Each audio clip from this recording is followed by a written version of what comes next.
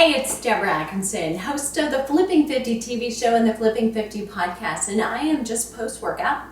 I'm about to mix up one of my very favorite smoothies, one that'll be really familiar to you. So post-workout, I always give myself the out, that I can have chocolate and I can have the cherries instead of berries or citrus, something that's got a little less sugar in it. So I'm going to definitely do this, and I'm going to address a topic that I've been getting a lot lately from women who are on my VIP coaching, private coaching program, or who are in any of my group programs. And a lot of times when they start to make the flip to a different way of eating, they're finding they're eating a lot of fat and wondering, I'm not seeing the scale change. Is that because I'm eating all of this fat? Not necessarily. So first of all, when you really make a lifestyle change and you're eating differently and you're also exercising correctly and differently, the scale may not change before your pants get a little looser, before you start to feel like you've got more energy, start to sleep. You're gonna have those kinds of things that are more measurable. And the scale is not always the right thing to measure, especially if you don't have a scale that tells you body composition.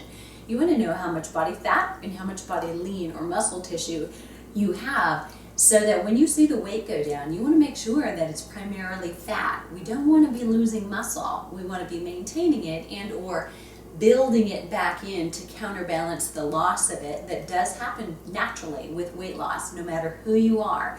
So by exercising correctly, you can hang on to that lean muscle tissue, which in the end really boosts your metabolism.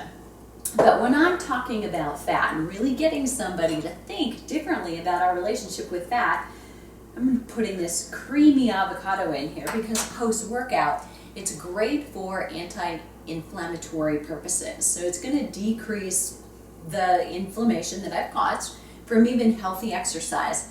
And it's yummy, creamy, and makes something like this feel to me more like a shake or a malt, a real treat, even though every ingredient in here is good for me.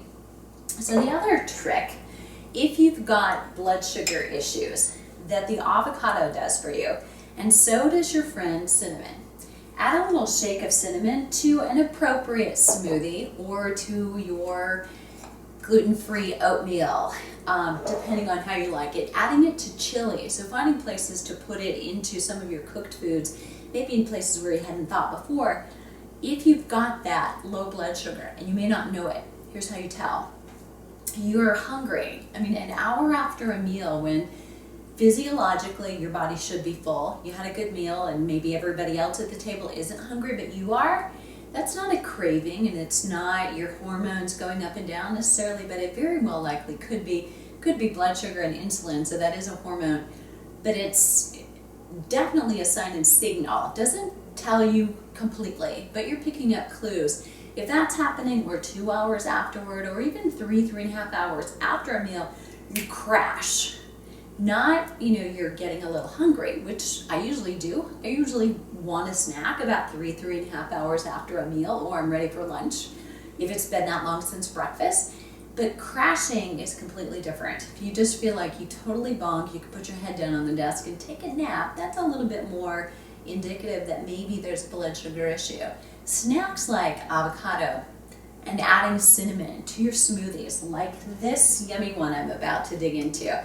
I've got chocolate protein powder in here. I've got my Girls Gone Paleo powder, cherries, the avocado. I've just added a little dash of cinnamon. You saw that? And this is a first as far as adding cinnamon. That's not a usual for this particular shake that I'm making. So I'm going to put just enough liquid in here to get me going. I'm going to snag the lid. And we're going to whip this up.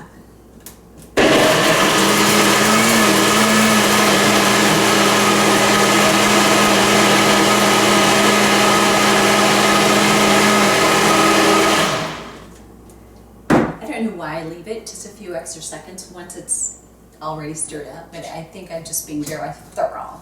All right, now let's try it. So the difference for me is that it's got a little bit more cinnamon.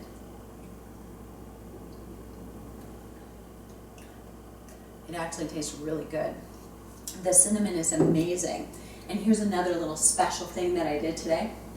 I put cacao nibs in as opposed to cacao powder, which gives it a little bit more texture, and you may not like that, but its texture and its chocolate together, that works for me.